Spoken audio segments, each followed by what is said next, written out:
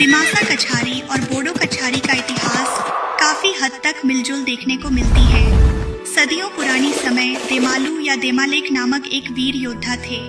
दिमासा लोगों का कहना है कि देमालेक दिमासा के वीर हुआ करते थे। दूसरी तरफ बोडो जनजाति भी यही कहा कि देमालू बोडो की योद्धा थे।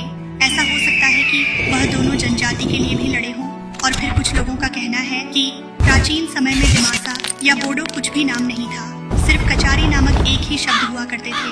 बोरो, दिमासा, गारो, राभा, हाजोंग, मेच, सरानिया, तिवा, त्रिपुरी आदि ये सभी जनजातियां मिलकर कछारी ग्रुप हुआ करते थे और साथ मिलकर जीवन जिया करते थे। वह बलवान योद्धा को दिमासा लोगों द्वारा देमालेक केमफ्राई नाम से जाना जाता है और बोडो जनजाति द्वारा देमालू झोलाव नाम से पुकारा करते हैं। झोलाव का अर्थ बोडो द्वारा योद्धा होती है। हालांकि आज उनका निश्चित नाम दिमासा लोगों द्वारा होता है, जैसे देमालेक केमफ्राई, और उनके माता रिबांगदी तावछेन और पिता दिचांगदाव केमफ्राई थे। यानी केमफ्राई और तावछेन निश्चित नाम दिमासा द्वारा संबंधित होते हैं।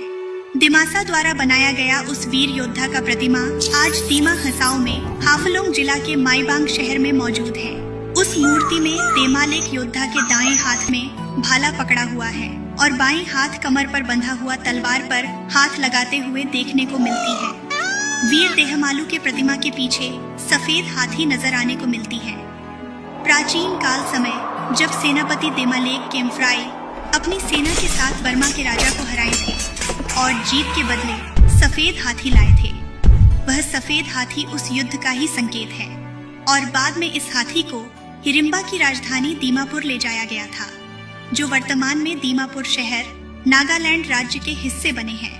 दूसरी ओर बोडो जनजाति द्वारा बनाया गया देमालू झोलाव की प्रतिमा कोकराझार जिले के खारीगांव नामक जगह में मौजूद है, जिसमें वे धनुष और बाण लिए हुए हैं और आकाश की ओर हाथ उठाए हुए हैं। उनके हाथ में एक ढाल भी पकड़ा हुआ देखने को मिलती है। देमालू झोलाव की मूर्ति को बोडो लोग आरोनाई से सजाया हुआ रखा है, जो आरोनाई बोडो जनजाति की परंपरा संबंधी को दर्शाता है। ऐसा ही एक सदियों पुरानी शूरवीर योद्धा जिनको दिमासा लोग संबुदन फोंगलो नाम से जाना जाता है, और इसी वही एक रूप योद्धा को ही बोडो लोग समदन झोलाव नाम से पहचानते हैं या फिर समदन कछारी नाम से प्रसिद्ध है। दोनों के इतिहास यानी बोडो और दिमासा में कितनी सच्चाई देखने को मिलती है। संबुदन फोंगलो या समदन झोलाव का जन्म 16 मार्च 1850 में हुई, जिन्होंने असम में ब्रिटिश औपनिवेशिक सत्ता के खिलाफ लड़ाई लड़ी थी। उनका जन्म आज के दीमा हसाओ जिले के पूर्ववर्ती उत्तरी कछार पहाड़ियों में माईबांग के पास लोंगखोर में हुआ था। उनके पिता डेप्रोंडाओ फोंगलो और माता खासाइदी फोंगलो थी। उनके 4 छोटे भाई थे, उमाकांत, रमाकांत, रामचरण और हाईशोलोंग। 1832 में अंग्रेजों ने दक्षिणी कछार और 1854 में उत्तरी कछार पर कब्जा कर लिया। समदन ने इन कदमों का विरोध किया। उन्हें लगा कि अंग्रेजों को असम के लोगों पर शासन करने का कोई अधिकार नहीं है। उनको लगे थे मूल निवासी अपनी आज़ादी खोने जा रहे हैं। आज़ादी खोना गुलामी को गले लगाने के समान था। ब्रिटिश सरकार समदन की बढ़ती गतिविधियों से बहुत चिंतित थी। युद्ध के दौरान ब्रिटिश सेना संबुदन की बढ़ती ताकत और बल को देख सकती थी। ब्रिटिश ने एक महिला को रिश्वत दी, जिसने समदन की पत्नी से दोस्ती की। युद्ध के दौरान समदन को गोली लगी। वह और युद्ध नहीं लड़ सकते क्योंकि वह भूखा और प्यासा थे। वह आराम करने के लिए उस घर में गया जिन महिला को ब्रिटिश ने समदन को पकड़ने के लिए रिश्वत दी थी, और जब संबुदन खाना खा रहे थे तब उन महिला ने ब्रिटिश को खबर की। उसे ब्रिटिश सेना ने घेर लिया। वीर योद्धा संबुदन ने खाना छोड़कर खिड़की से भागना चाहा, परंतु सेना द्वारा फेंकी गई खोखरी उसके टांग में लगी। ब्रिटिश उसे अस्पताल ले जाया गया ताकि ठीक होने पर उसे फांसी दे सके, परंतु समदन की घाव इतने गहरे थे, परिणाम स्वरूप 12 फरवरी 1833 में अस्पताल में ही उसकी मृत्यु हो गई। इस पूरे युद्ध में वीर तुलाराम सेनापति का भी योगदान थे, जो युद्ध के दौरान शहीद हो गए थे। ऐसा ही एक दिमासा लड़की योद्धा जोया थाउसेन एक दिमासा स्वतंत्रता सेनानी थी, जिन्होंने 1944 में द्वितीय विश्व युद्ध कोहिमा की लड़ाई के दौरान ब्रिटिश राज के खिलाफ लड़ाई लड़ी। उनका जन्म 26 अक्टूबर 1925 को असम के एकमात्र हिल स्टेशन दीमा हसाओ जिले में एक दिमासा परिवार में हुआ था। उनकी मां का नाम सुरुदी लंगठासा था। जोया के जन्म के कुछ समय बाद ही उनके माता पिता दोनों का निधन हो गया और उनकी देखभाल उनके चाचा चाची ने की। दुर्भाग्य से 7 अप्रैल 1944 को ब्रिटिश सैनिकों ने दिमासा सशस्त्र बल को रोक लिया और उन पर घात लगाकर हमला कर दिया। दिमासा में एक राजकुमारी भी थी, दिशरुड़ी हाफलोंगबार, जिन्हें उनके स्टेज नाम दिसरू से भी जाना जाता है। उनका जन्म 3 मार्च 1496 को हुआ था। उनके पिता का नाम हरिराम हाफलोंगबार था और मां का नाम दाओकाड़ी हाफलोंगबार थे। दिमासा लोग या दिमासा कचारी लोग एक जातीय भाषाई समुदाय हैं जो वर्तमान में पूर्वोत्तर भारत के असम और नागालैंड राज्यों में निवास करते हैं। वे दिमासा बोलते हैं जो एक तिब्बती बर्मी भाषा है। दिमासा का अर्थ है बड़े पानी के बेटे, जो ब्रह्मपुत्र नदी को संदर्भित करता है।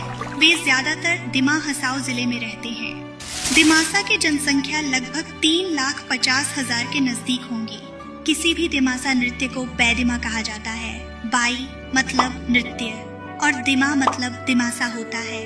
पूर्वोत्तर भारत के कुछ दिमासा कछार लोग कई दशकों से दिमाराजी या दिमालैंड नामक एक अलग राज्य होने की मांग करते हैं। दिमासा लोगों के लिए त्योहार है बुसुदिमा, जो मुख्य रूप से हर दिमासा घर में महत्वपूर्ण भूमिका निभाता है। वे एक कृषि प्रधान लोग होने के नाते 1 साल की कड़ी मेहनत के बाद वे बुसु का इंतजार करते हैं। बुसु उत्सव का जश्न पारंपरिक संगीत वाद्य यंत्रों क्रम यानी ड्रम और मूरी, गायन और नृत्य के साथ मनाया जाता है।